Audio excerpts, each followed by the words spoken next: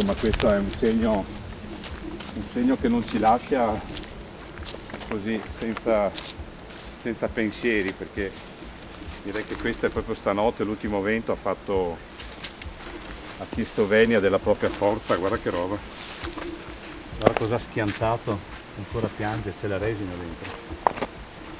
Questo è uno schianto, stanotte ha urlato, è impressionante. Questa è una cosa che a me toglie il fiato molto di più, anche perché guarda come l'ha sbucciato da dentro. Questa è chiusa ancora, l'ha alzato e l'ha portato via, e poi l'ha coricato qua di fianco.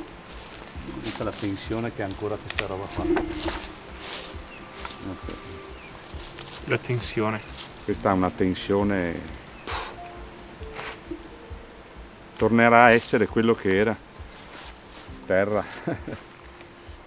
Di quella tensione di cui hai parlato prima, tu riesci a ricrearla nelle tue sculture? Beh, la scultura, cioè quando tu hai un tronco davanti tutto intero, devi cercare di modificarlo, di crearci una forma, e cercando sì la tensione, ma deve essere una tensione estetica positiva, assolutamente non violenta, quasi che una linea concava e una convessa stiano in perfetto equilibrio. Insomma, nell'immagine di prima la tensione era una tensione funesta, molto forte.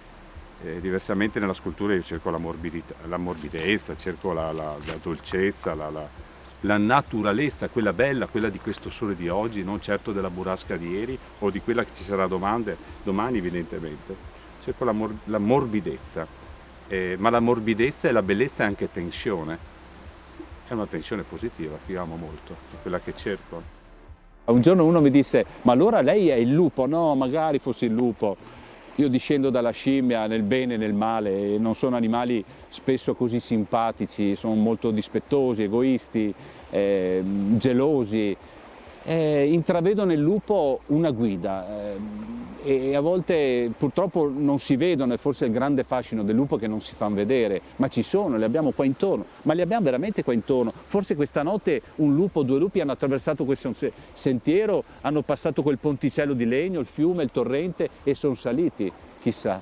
Non abbiamo la dote di sentire i profumi come loro fanno, se no, se avessimo questo grande dote, potremmo appoggiarci a terra, annusare la terra, le foglie e sentire se sono passati. Ma discendiamo dalle scimmie, e le scimmie non hanno un grano dorato.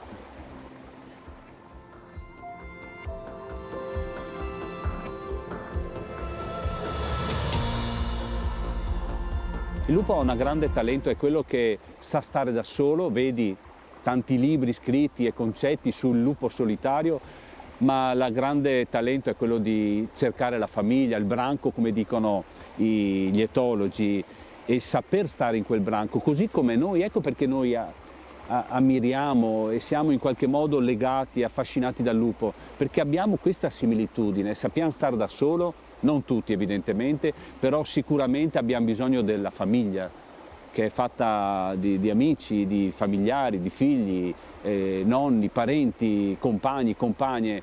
Questa è una necessità. Io vivo e sto molto da solo, è una ricerca che io faccio, perché non perché mi sia comodo, ma perché cerco la scomodità per vedere altre cose. Quando sono da solo vedo altre cose, e lì in quel momento io imparo qualcosa, però poi alla fine, che stia un giorno, 2 giorni, un mese, 6 mesi, alla fine il grande richiamo della foresta, e faccio una citazione alla Jack London, è proprio di ritornare nella famiglia, che a volte non è il contatto fisico, è proprio il pensiero della famiglia, ed è una cosa, questo è quello che io chiamo il mio richiamo alla foresta.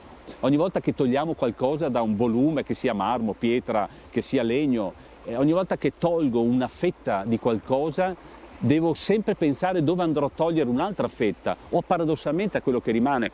Ogni tanto penso che è più importante i pezzi di legno o di materia che rimangono per terra, almeno quanto la figura che rimane, che poi verrà esposta e girerà il mondo. Perché non è nient'altro che il negativo. Quello che rimane per terra, se io potessi rimetterlo tutti insieme, diventerebbe lo stampo di quello che poi alla fine rimane, per cui ha la stessa assolutamente valenza. Quando un pezzo cade per terra mi apre il cuore, non è un caso che a volte nel mio laboratorio mi fermo e tocco quella cosa lì, perché è grazie a quello che abbiamo tolto che dà importanza a quello che rimane. Bisogna fare pulizia nella vita, togliere, perché togliere è il gioco della vita. Per metà vita io ho messo, ho costruito, ho creato, ho formato, per l'altra metà mi sono impegnato a togliere, per arrivare all'essenza, alla pulizia, a quello che veramente conto, a viaggiare con uno zaino piccolo ma molto leggero, perché l'indispensabile per la vita è molto meno di quello che serve e che pensiamo di dover preparare per partire.